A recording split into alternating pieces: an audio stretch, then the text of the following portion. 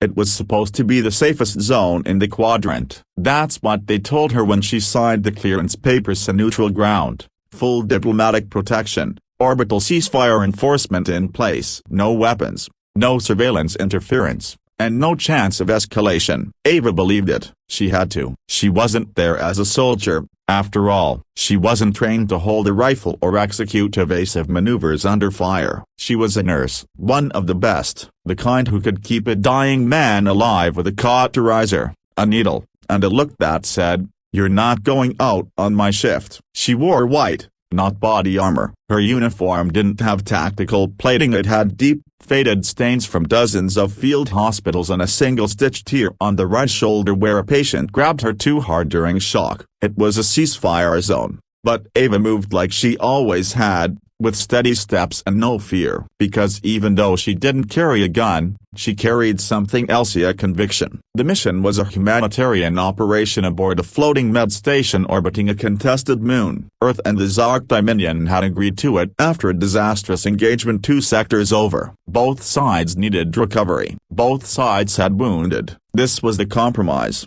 a shared corridor for treatment, supplied by Earth's Medical Corps, overseen by neutral observers. Ava's squad wasn't there for combat. They were security, yes, but mostly ceremonial. They joked that their real job was to stop overworked nurses from strangling impatient Zark officers in the waiting line. It wasn't the kind of deployment that turned medals. It was supposed to be quiet, stable, safe. She had just exited triage bay 4. Her gloves still sticky from sealing a collapsed lung. She didn't care whose lung it was. It beat, it bled, it needed saving. That was enough. Her squad was leaned against the corridor wall, half bored, half asleep, murmuring about trash and bars and whether she'd finally snapped at the logistics guy who kept mislabeling the blood bags. Radin cracked a bet. 5 credits says she's gonna deck someone by noon. Someone else responded, "Nah, she's too professional." They didn't see the 3 Zark enforcers approach. Tall,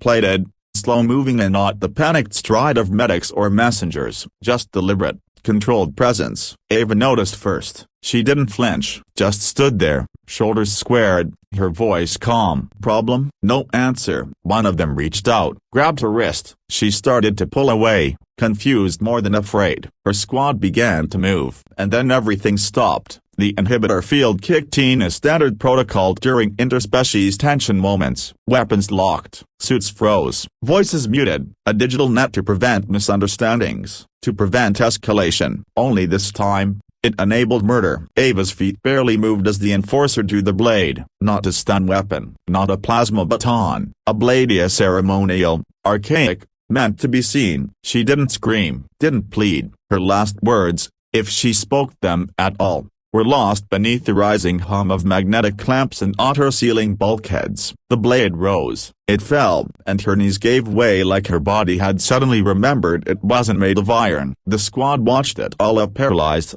helpless, screaming inside armor that refused to listen. Darren slammed his helmet against the wall so hard the HUD cracked. Raiden bit down until blood spilled over his lips. Hall reached for a weapon that wouldn't obey, and Ava's body, a broken bar, crumpled. Quiet, undramatic, almost gentle, if not for the red pooling around her. One enforcer dropped her ID badge onto her chest before walking away. The others followed without a word. There was no declaration, no warning, no explanation, just execution. The field dropped seconds later. Too late. Darren was already beside her, but there was nothing left to save. Raiden didn't move. Hall sank to her knees, whispering words that sounded like prayer, or maybe profanity. The channel buzzed. High Command had already seen the feed. Every camera had caught it. It wasn't an accident. It wasn't a mistake. It was a message. They killed her like a symbol, on a platform built for peace,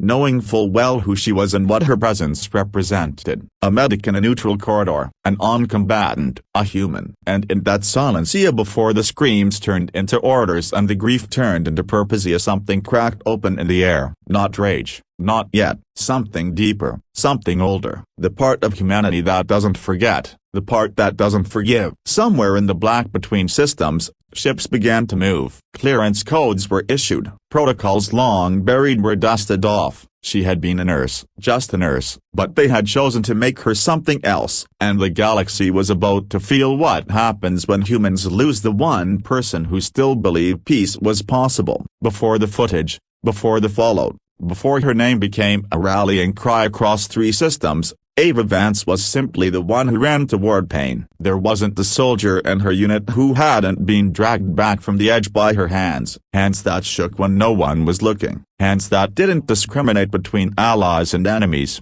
wounds or reputations. Her squad called her Angel, half as a joke, half as something sacred, not because she was soft, but because she always appeared when it mattered most. In the places no one else wanted to be, in the middle of gunfire, at the edge of a breached hull, inside rooms too quiet, too still, where others saw triage lists, she saw names, where others hesitated, she acted. Ava didn't care about ranks, she didn't care about politics, she cared about breathing lungs, beating hearts, and closing wounds before they became regrets. She had done things that didn't make it into reports, pulled a man from a collapsed tower with her own dislocated shoulder, restarted a pulse with nothing but pressure, a stim injector, and whispered threats. She once carried a wounded Zark adolescent on her back 3 kilometers through smoke and falling shrapnel, ignoring the stares from both sides. When questioned later by her superior about why she risked her life for the enemy's child,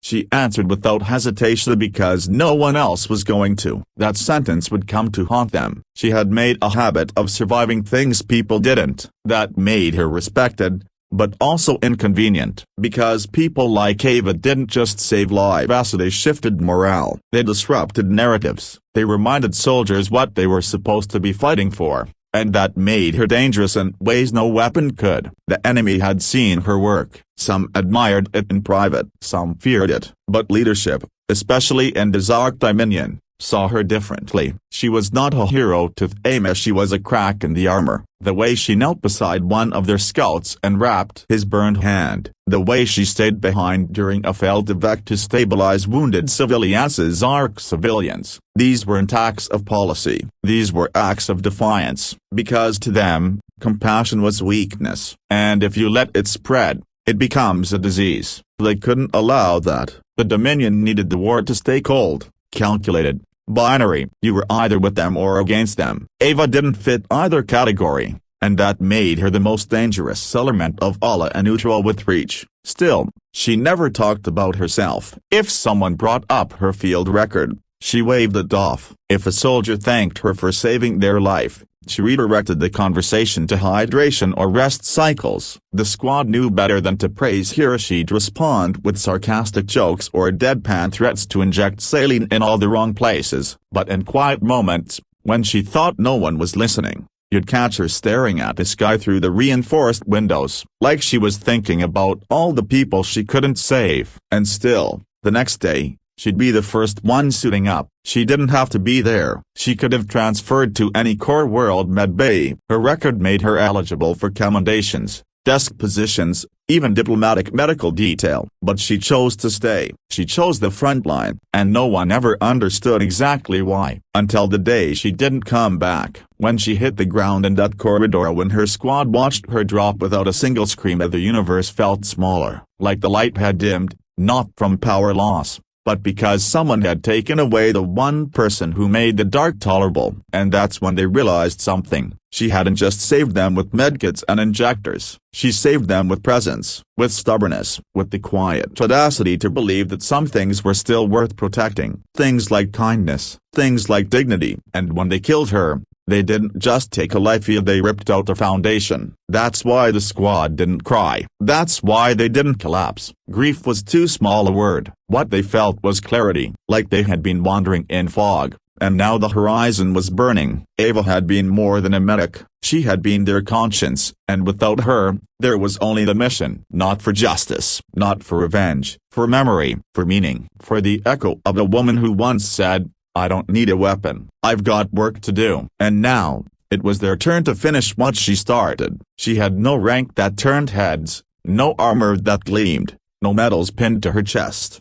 but wherever Ava Vance stood, people moved. There was something in her presence that commanded more than attention. It drew out the best, or at least the remnants of it, from those around her. She wasn't the loudest voice in the room, never barked orders, and rarely raised her tone beyond the calm cadence of a confident diagnosis. But when the alarms blared and the dust filled the air, she was already moving, already there. She didn't wait for permission to save someone. She never had. Her courage wasn't the kind they wrote songs about. It wasn't showy or grand. It was stubborn, relentless, and quiet. She once crawled under a collapsed trench wall to reach a trapped gunner while the ground above her was still shifting. She didn't tell anyone. They only found out because the gunner wouldn't stop talking about it. That's how it always went. Ava Saving lives in the margins, just beyond protocol, always at the edge of what was considered reasonable. The stories followed her, even if she never confirmed a single one, like how she used her own exosuit's fluid reserve to cool a burn victim during atmospheric re-entry, or how she amputated her own gloves mid-surgery because they were slowing her down. She didn't just treat people, she carried them, literally, mentally, on her back and in her memory. That was part of her burden,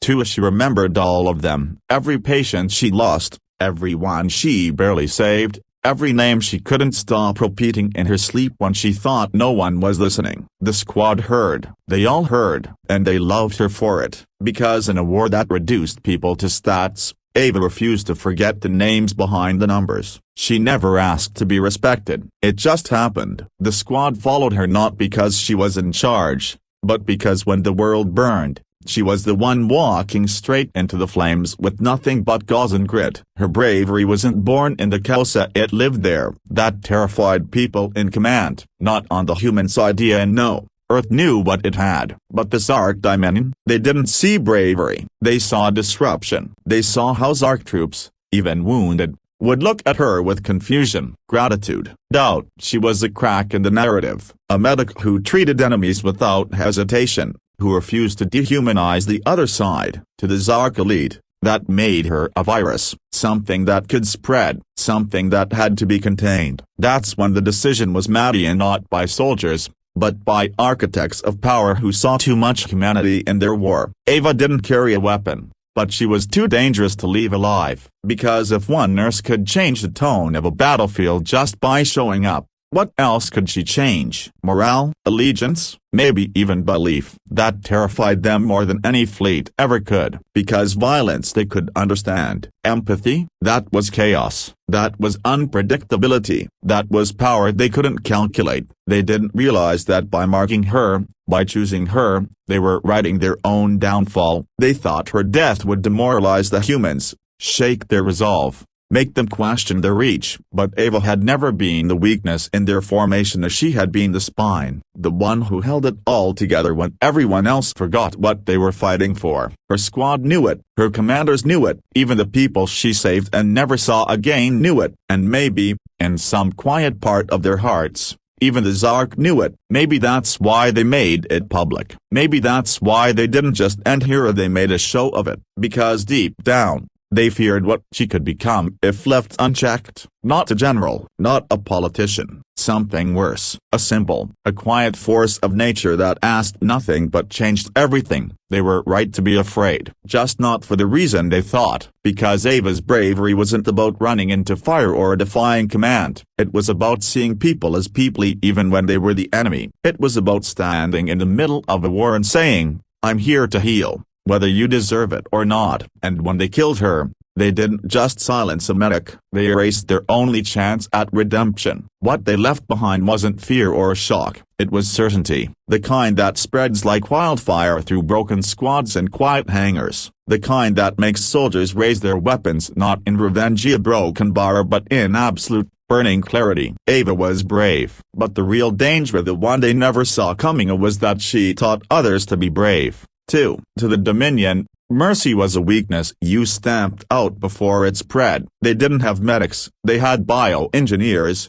field evaluators, tactical organ handlers. They didn't understand what it meant to risk your life for someone without status, without strategy, without gain. Compassion wasn't noble in their culture, it was disruptive, dangerous. It slowed decisions, it introduced hesitation, it opened the door to dissent. That's why, when their analysts reviewed the growing reports about Ava Vance, They didn't see a humanitarian success, they saw a liability. Her name appeared in more debriefs than many lieutenants, not because she gave orders, but because she consistently defied what the war was supposed to look like. She treated injured Zark soldiers when no one was watching. She offered water to enemy prisoners when the protocol said not to engage. There was even footage leaked, never confirmed, of her applying emergency nanosealant to a wounded child during a temporary ceasefire. Not a human child, a Zark. That moment broke their logic, because a soldier can be explained, the gun can be countered, but someone who heals across the line? That challenges the entire story the Dominion had been telling its people, that humans were cruel, unstable, emotionally weak, unworthy of alliance or pity. Ava didn't just contradict that narrative, she shattered it. With every injection,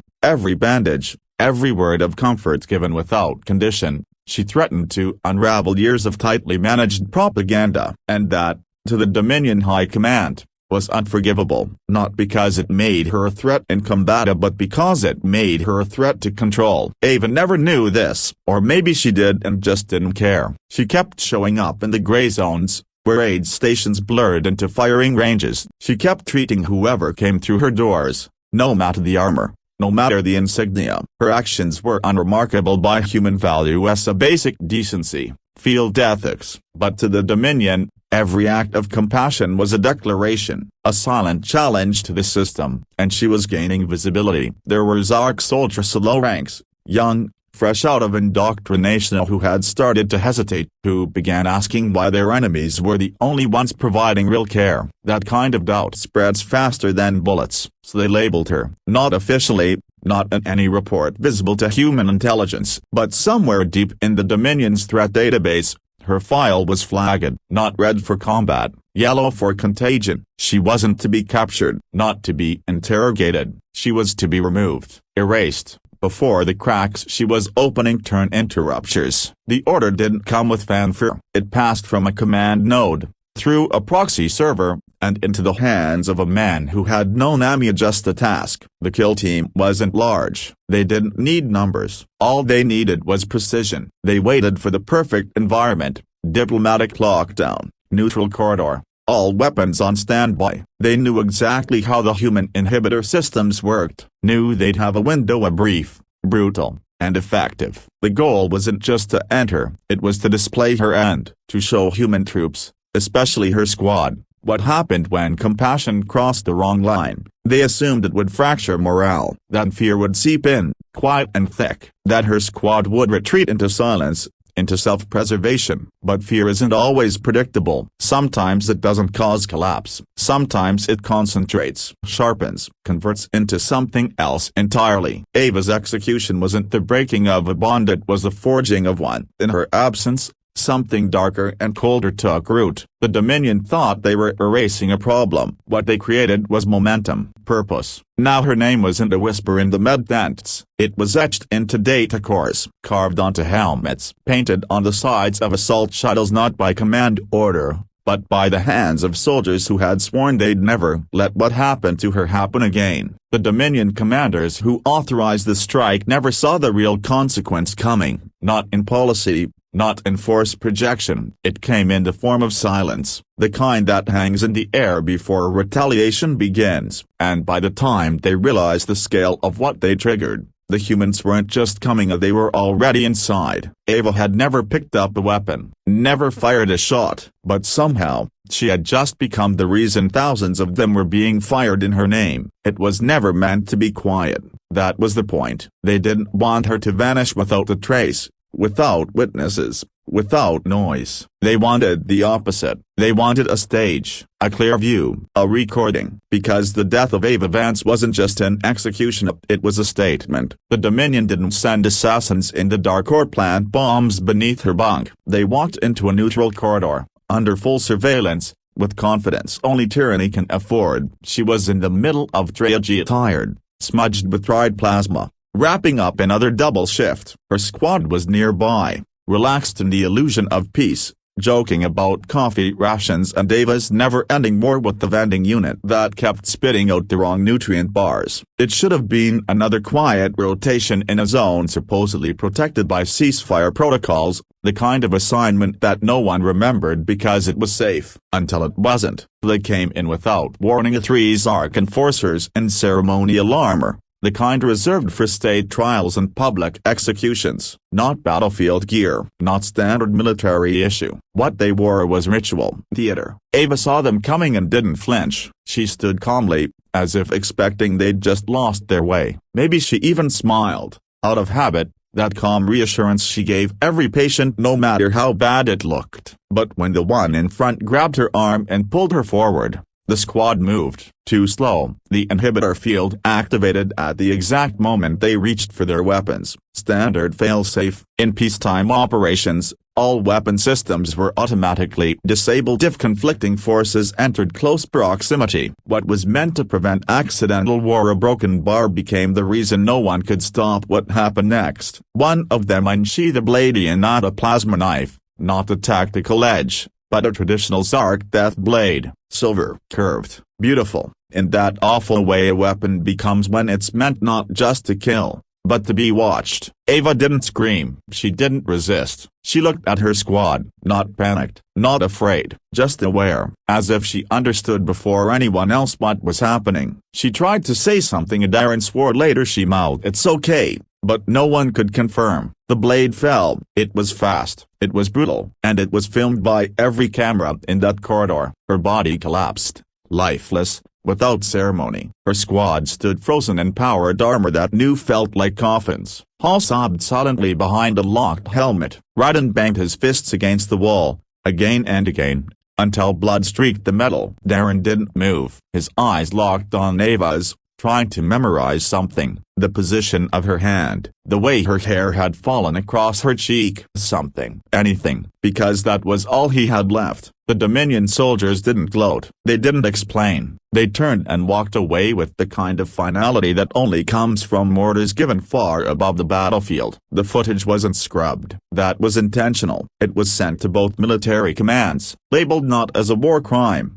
but a justice action. The Dominion claimed Ava had compromised patient sovereignty, that she'd treated a subject flagged for strategic containment. In simpler terms, they were accusing her of healing someone they wanted dead, and they made her an example. But what they didn't understand, or what they couldn't calculate out, was what happens when you kill someone who stood between the war and the people trying to survive it. The footage leaked. Of course it did. Someone in command made sure of it. Within hours it was circulating across encrypted feeds, news channels, underground comms. No audio, just video. Just that moment of the blade, the silence, the fall. And for once, the galaxy didn't care about their politics. They didn't argue about neutrality or treaties or ceasefire violations. They saw what everyone saw: a medic, unarmed, murdered on a corridor that was supposed to be safe. A healer killed in front of her team like a warning. But the only ones who took it as a warning, a broken bar, were the Dominion. Because the humans didn't back down. They didn't freeze. They didn't beg for justice. They started preparing. Ships began to mobilize. Intelligence requests spiked. Tactical authorizations that hadn't been used in decades were suddenly live again. Her squad didn't speak to the press. They didn't show their faces. They just disappeared from their assignments, one by one, without explanation. And when someone finally asked where they were, the only answer anyone could give was this: they're handling it. Because the Dominion had made their point. And now, it was humanity's turn. At first, no one said a word. The dropship was silent. The kind of silence that doesn't feel like stillness, but pressure, like something heavy pressing down on the lungs, refusing to let you breathe. Ava's body lay beneath a clean field wrap on the floor between them, the white fabric already stained through with the memory of what just happened. Darren sat across from her, arms locked around his knees, head down, not in prayer but in something colder calculation. Hall stared blankly at the medkit Ava had always carried, its side panel still open, one injector uncapped, as if she'd just set it down seconds ago. Raiden leaned against the hall wall, fists bruised from pounding the door that wouldn't open, the one that had sealed shut during the inhibitor lockdown.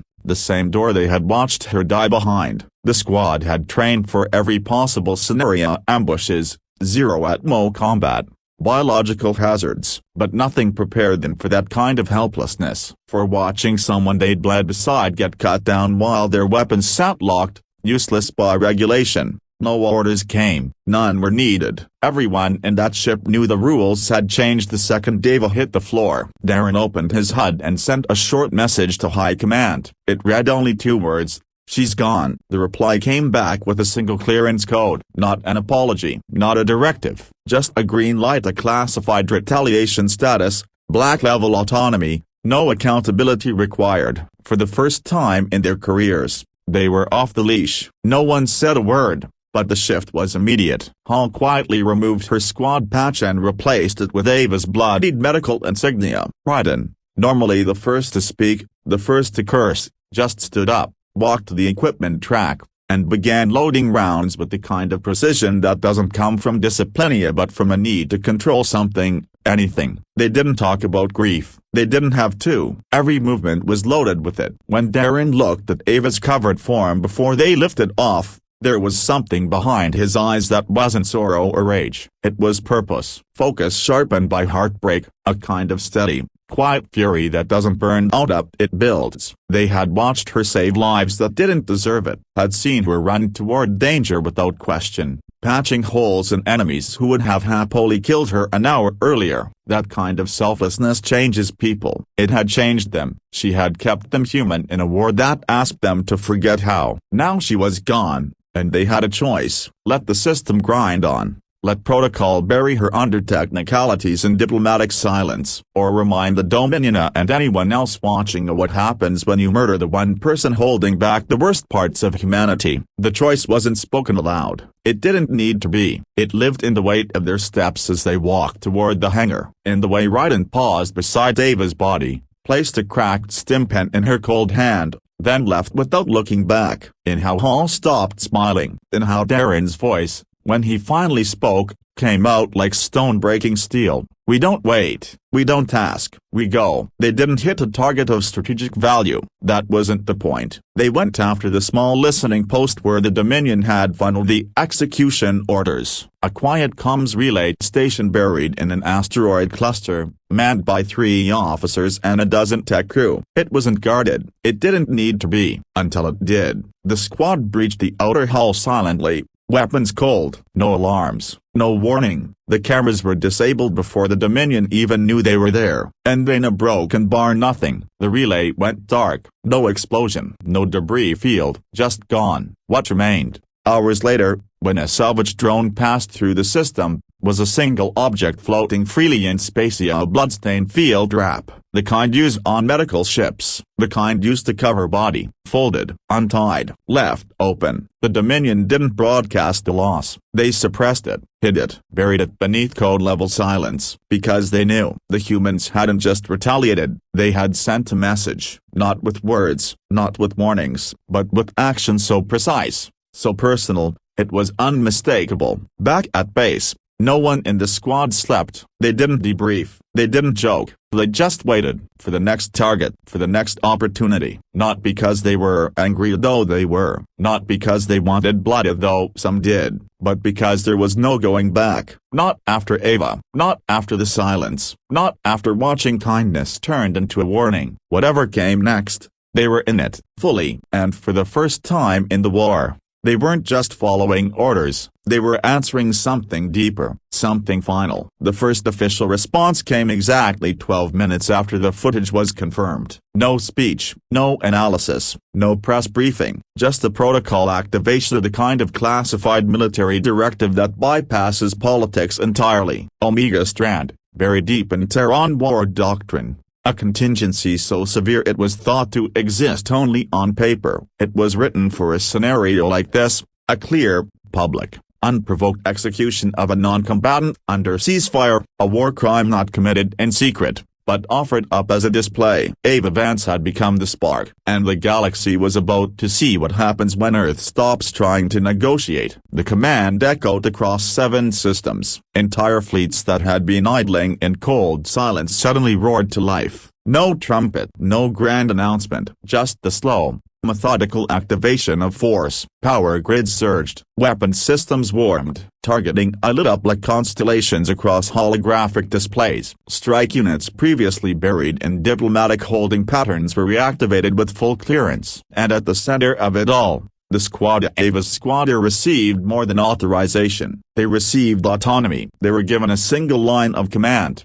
Do what you have to do. Darren didn't speak as the ship shifted course. Al wiped her visor clean twice, though it wasn't fogged. Radin removed his sidearm, disassembled it, checked every piece, and reassembled it in under 30 seconds. They weren't nervous, they were exact. The grief had cooled now, hardened into something colder than Ragia resolve. When their boots hit the surface of Cornv, the Dominion comms outpost was still broadcasting, still operating under the illusion that Earth might respond with diplomacy, with a complaint, with another round of debate. But they didn't see it coming. No one did. Not until the relay tower exploded from within, its core ruptured by a planted charge so small it left the outer structure intact, as if to say, we could have taken more. Across the sector, Dominion forces began reporting Failurasu communications blackouts, missing personnel, surveillance feeds wiped clean. No declaration of war had been issued,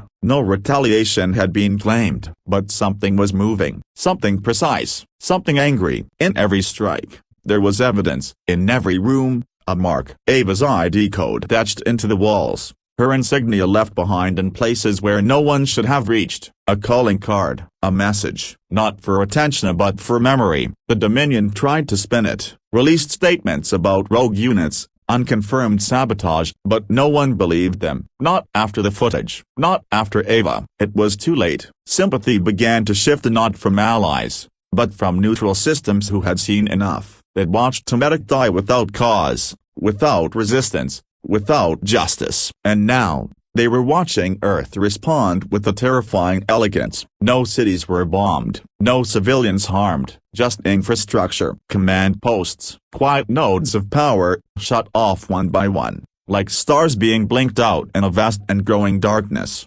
Still, the most terrifying thing wasn't the fleet movement, it wasn't the loss of Dominion control across the outer systems, it was the silence. Earth didn't speak, didn't demand, didn't warn, they simply acted. And the Dominion, for all its arrogance, couldn't understand that kind of fury. They had expected riots, panic, propaganda. But this was something older, something more dangerous. This was revenge dressed in discipline, a quiet, focused storm led not by generals or admirals but by the ones who had loved Ava Vance, served beside her, trusted her with their lives, and lost her without a chance to say goodbye. And still, her squad hadn't finished. The comms station was just the beginning. Intelligence was already pulling names, tracing the origin of the order that ended her life. Those names were being cross-referenced, matched to known locations, flagged for immediate field action. The next strike would be personal. More than that, it would be surgical, designed not to send a message,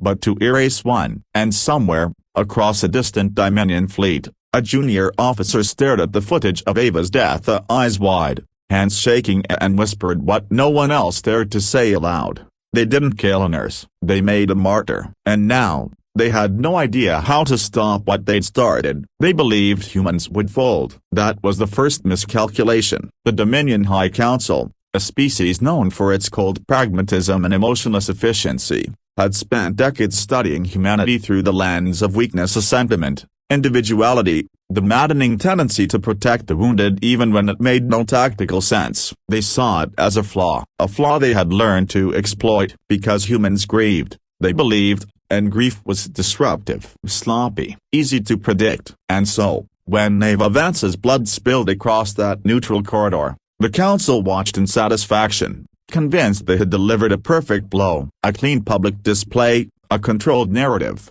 a fracture in the enemy's emotional spine. She was a medic. They assumed her loss would demoralize the squads, cause hesitation, pull focus. But what they never understood, or what they had refused to understand, was that humans don't break from grief, they build from it. When Earth didn't respond with diplomatic outrage or public mourning, Dominion analysts were confused. The expected condemnation from Tehran Parliament didn't come. No ambassadors were called, no press statements filled with trembling demands. Instead, reports began trickling in subtle at first. A Dominion supply chain on the edge of neutral space severed overnight, a recon post destroyed without a trace, a covert sensor sweep showed Tehran ships repositioning and not outward in defense, but inward, toward systems known only to deep military intelligence. The council dismissed these as coincidence, reactionary noise, isolated units grieving in undisciplined ways. They expected it to pass. Then, one by one, their systems went dark. Not bombed, not invaded, silenced. Human strike teams were executing calculated assaults with no apparent coordination, no official signatures, and no public explanation. And that terrified the Dominion more than any formal war declaration, because emotion they could anticipate, logic they could measure. But this was quiet, focused, deliberate vengeance. The council had always believed in hierarchy and order. When an enemy is wounded, it recoils. But humans didn't. They advanced, not as mobs, but as phantoms. The death of one nurse had become the ignition point for a machine that had long been idle, coiled, waiting. Now it moved with terrifying precision. Behind closed doors, the council convened an emergency session. Advisors argued over perception management, about whether to release a fabricated story about Ava's supposed involvement in sabotage. Others pushed for blaming a rogue faction within the enforcer class. But deep down, they all knew something had gone wrong at a fundamental level. They hadn't just misjudged Earth's military, they had misjudged its soul. Because for all their efforts to understand the psychology of their enemies, they had missed the most critical truth about humans. They are most dangerous when they are silent, when they are mourning, when they feel something that burns beneath strategy. Reports came in from remote colonies now refusing Dominion trade. Mercenary groups once neutral began quietly aligning with Tehran ships. Even in their own ranks, Dominion foot soldiers began asking questions about the footage, about the women, about why a healer was targeted instead of protected. The council saw the pattern forming, but it was too late to contain. Ava's death wasn't a footnote in the war, it was a mirror. And across the galaxy, people were looking into Ida and seeing something that made them question everything. Still, the Dominion refused to retreat. Pride made that impossible. They issued a soft blackout of all footage related to the event. They deleted files, silenced witnesses, purged internal communication logs. But every time they erased it, another copy emerged. Not just images, testimonies, her patients, her colleagues, her squad, whispers across comm relays, stories shared over broken radios, 1,000 fractured accounts, all aligning into one undeniable truth. She didn't fight, she didn't resist, she simply stood there and died with dignity, and that broke something in the universe that couldn't be unbroken. The council's final error came when they dismissed the squad's reassignments as procedural. They didn't realize those soldiers had left command entirely, that they were now operating with full authorization under Omega Strand protocols. No oversight, no delays, no limits. And when the first council transport was intercepted in deep space, its crew vanished, its data vault stripped, and its hull tagged with a blood red cross painted in metacink. They didn't need to ask who had done it. The Dominion had tried to make an example of her, but the only lesson they taught was this: kill a human soldier, and you start a battle. Kill a human healer, and you start a reckoning. She wore no stripes of power, no sign of legacy on her uniform, and yet her presence carried a weight that command couldn't fully explain. What most didn't know, what not even her squad fully understood, was that Ava Vance's name wasn't just a name. It was a shadow tied to something far larger, something buried so deep in Tehran military archives that even encrypted files carried biometric locks. She was the daughter of Admiral Elias Vance, architect of the Elite Protocol and commander of the Tehran Deep Core Fleet, a man spoken of more in myth than in reports, the kind of legend only whispered about in training camps and black site debriefings. And he hadn't seen his daughter in over a year, by her choice, not his. She had requested full anonymity when she joined the humanitarian corps. No rank inheritance, no special protection. She wanted to be seen as just another medic in the dirt. No one had argued with her, and not even him. But somewhere, deep in the genetic signature of her military ID, a kill switch slept, a failsafe her father had designed long ago, and only for one reason: if his bloodline was ever executed during a ceasefire, Earth would not ask questions. That protocol triggered the moment her vitals flatlined. It bypassed clearance levels, woke up machines that had sat idle for years. Within moments, unmanned Terran strike cruisers began launching from hidden hangars in the Oort Belt, ships with no names, no registries, and no human operators, just purpose. A second signal triggered AI-driven intelligence sweepers, flooding Dominion communications lines with targeted data corruption, erasing records, destabilizing sensors, rerouting surveillance arrays. The Dominion never knew they were blind until their own system started feeding them silence. They had no idea what they had awakened. Not a military campaign, not a government response. A father's contingency built not from power, but from grief long anticipated. But this wasn't just Elias Vance's reaction. This was the war machine reacting to blood. The protocols were designed to be impersonal, calculated, but no code,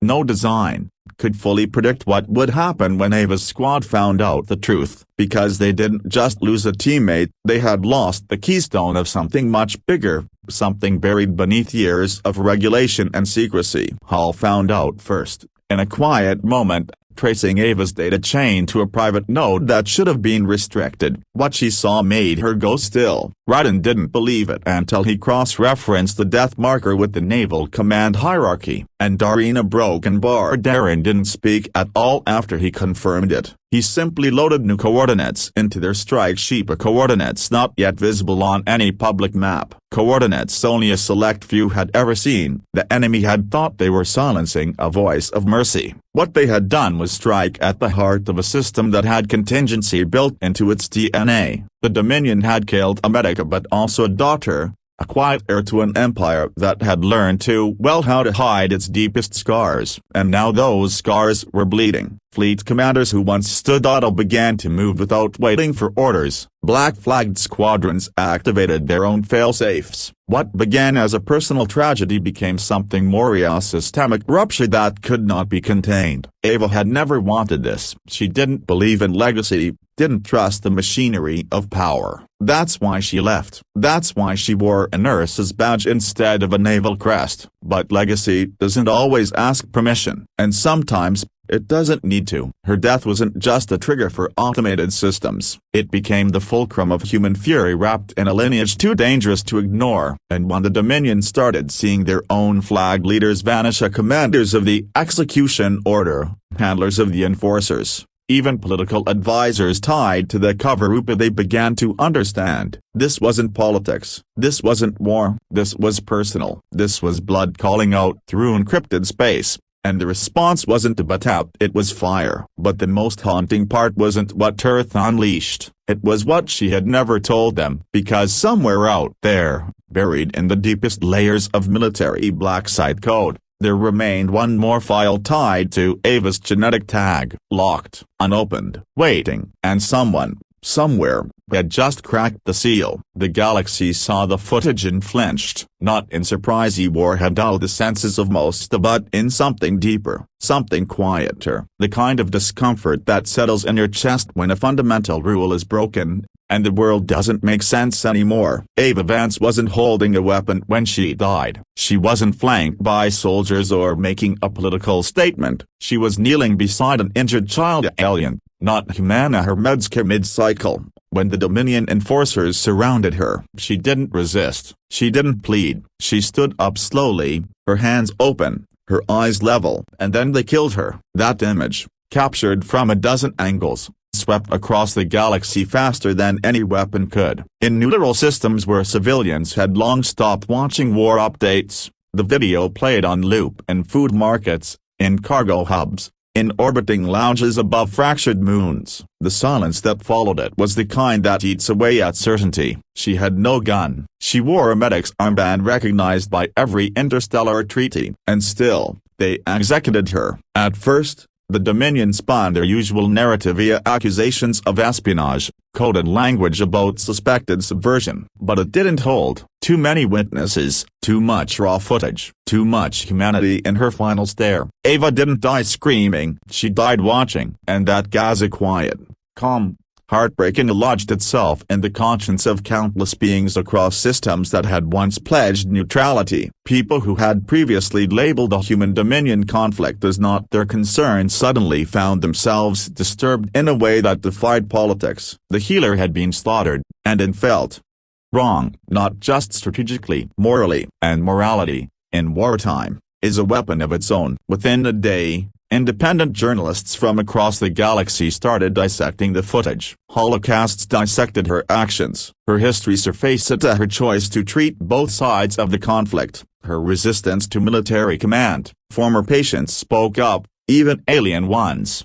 describing how she saved lives without ever asking which flag they served. Ava Vance became more than a victim. She became a symbol of what war was supposed to protect, and what the Dominion had knowingly destroyed. And that's when the shift began. Quiet at first, a smuggling ring on the Outer Rim refused Dominion escort, a trade guild suspended contracts in protest. Then, more directly, the Quernea, long considered one of the most coldly neutral species in the galaxy, publicly condemned the act, breaking a decades-long silence on interstellar conflict. Other species followed. Ava's name began appearing in protest messages, scrawled on freighter hulls and broadcast as digital graffiti in secure comms tunnels. "Remember the nurse," they said. Mercy was murdered. The Dominion responded poorly, clamped down, imposed stricter information controls. But they were trying to stop a storm that had already passed them by. Because the issue wasn't just the footage, it was what people saw in themselves when they watched it. Soldiers, civilians, alien or humana, it didn't matter. They didn't see a warrior fall. They saw someone who had tried to do good. And good, once stained with blood, doesn't fade, it spreads. Terran leadership didn't fan the flames. They didn't need to. The galaxy was doing it for them. Ava's image was now a digital ghost in Dominion systems, erased and re-erased, yet always reappearing, not because Earth demanded justice, but because too many others had already decided justice was overdue. And the more the Dominion tried to erase her, the more visible she became. But perhaps the most significant shift happened not in protests or comms lines but in a single act of defiance. A Dominion soldier, recorded live in his barracks, took off his rank insignia and placed it on the floor beside an old med patch, the kind only Ava used. He didn't speak. He didn't need to. The video went viral in 2 hours. This wasn't a war over planets anymore. This was a war over meaning. And the galaxy had just chosen its side. They were never meant to become legends. Just a squad of mid-tier field operatives assigned to protect the medical team in a quiet corridor of a neutral zone. But after Ava Vance was executed, after her body dropped in silence while the galaxy watched, her team was no longer just a collection of names in a mission log. They became something else, something far more dangerous. They became a symbol. And symbols don't ask for permission to rise. They don't follow orders. They don't wait for approval. Let just a broken bar take hold. At first, it was subtly an image of Ava's field patch etched onto the side of a pilot's helmet, a low-level logistics officer on Mars 6 leaving his unit with no explanation. Later spotted coordinating relief drops in systems on the brink of collapse. Then more. Her squad began appearing in systems they were never assigned to, disrupting Dominion trade lanes, disappearing entire data towers, and leaving behind only a medic's insignia drawn in red. It wasn't propaganda. No one ordered them to do it. There were no recruitment ads, no grand declarations, just action. Precise, deliberate, surgical. Each strike targeted one thing. Those responsible, not just the ones who carried out the execution but the chain, the planners, the quiet endorsers, the officers who gave clearance, the comms tech who wrote the orders, the regional governor who signed the broadcast release. One by one, they vanished, not killed in loud assaults, erased, disappeared. Some were found, weeks later, alive but broken, muted by fear, carrying nothing but a single med patch and a word etched into their skin. Remember, the Dominion tried to bury it. They labeled the squad terrorists, tried to sever their access to Terran systems. But Earth didn't stop them. In fact, Earth didn't say anything at all, which said everything. Ava's team operated with a kind of brutal clarity that didn't fit inside any military doctrine. Yet every soldier understood it. They weren't acting out of revenge. It was something deeper. They were on a mission not to balance the scales, but to burn down the system that had allowed Ava's murder to happen. And they were winning. News feeds across independent systems couldn't stop reporting it. The footage of Ava's death, all combined with the whispers of her squad's growing legend, that turned into an unstoppable current. Ava was no longer just a nurse. She was a martyr, a myth. And her squad a broken bar. They weren't just Avengers. They were guardians of her memory, protectors of an ideal, and that ideal was spreading. The effect was viral. Young cadets from neutral academies began citing her in ethics papers. Medical students requested patches with her insignia printed on them. On colonies previously too afraid to speak out, people projected her final moment onto walls. Her calm, her stillness, the terrible silence that followed. She became not just the face of grief, but of resistance. And her squad a broken bar. Her squad was the proof that resistance didn't need a fleet, just reason. In quiet corners of space, where the war hadn't yet touched, traders and smugglers began to speak of the squad with reverence, not because they were violent, but because they never failed. They only struck those responsible, and they never struck twice. If you saw the red medic insignia and lived, it meant you were being watched. It meant you were complicit. It meant change was coming. And still, through all of it, the squad never spoke, never recorded a message, never claimed their legend, because it wasn't about them. It was about her. Ava, the one who had healed enemies, who believed peace wasn't a myth, who died standing, not because she thought she was invincibly, but because she thought they wouldn't dare. But they did. And now, her name was no longer just mourned. It was weaponized, and her squad had become the sharpest edge. It began with a mural spray painted across the blast wall of a ruined refugee port, deep in the decaying rings of Theta 3. No text, no banners, just her face, quiet and steady, her eyes fixed ahead, one hand reaching toward the viewer. The medic's cross at her collar, half obscured by a line of blood. No one knew who painted it. No one claimed it. But by the end of the week, versions of it were everywhere, on ship hulls, street terminals, even inside Dominion-controlled cities. It wasn't rebellion, not yet. It was remembrance. And remembrance, when shared by enough people, turns into something ungovernable. Ava Vance didn't set out to become a symbol. She was just a nurse, a healer, the one who reminded hardened soldiers that pain mattered, that mercy wasn't a tactical flaw, that even in work, life meant something. But when she fell killed not in battle but in a corridor where peace was supposed to hold, the silence afterward became a rallying cry. Her squad didn't fade into grief. They lit the match. And what followed was not chaos, it was cohesion. A movement that had no official name, no single leader, and yet it grew with terrifying speed. 3 Dominion-controlled systems saw spontaneous blackouts in their surveillance nets within a month. No claims, no destruction, just the sudden inability to monitor their own people. And every time the system came back online, the same image appeared in their core servers. The mural, her face. Soldiers who had once walked the line between duty and doubt found themselves pulled by something stronger than orders. Some left their posts without explanation. Others stayed, but wore Ava's symbol inside their armor, a hidden, but present, a private rebellion, a choice. Her death had clarified something for all of them. This war wasn't about strategy anymore. It was about what kind of future they could live with. And Ava had shown them, in one final act of grace under violence, what that future could look like. Her squad, now mythologized into ghost stories whispered over cracked comms and unmarked deployments, became the backbone of something larger. They weren't just striking targets anymore, but they were coordinating, training, distributing supplies to former enemy worlds, protecting med stations in fire zones. There are even rumors, unconfirmed, but too frequent to ignore, that the squad had infiltrated Dominion ranks, posing as elite medical units to rescue children marked for evacuation. If it was true, It wasn't vengeance anymore, it was restoration. Ava's code, her belief in compassion as a tactical act. The Dominion tried to spin it as emotional warfare. They labeled the movement a cult, declared possession of the mural or the med patch a treasonous act. But that only fed the fire. Because Ava's memory didn't need permission to spread, it lived in silence, in looks exchanged across checkpoints, and smuggled supplies with her name encrypted in the packaging. It wasn't terrorism, it was unity, a rare, burning alignment between people who had never agreed on anything before except this. She shouldn't have died like that. And so her image became a compass, her story,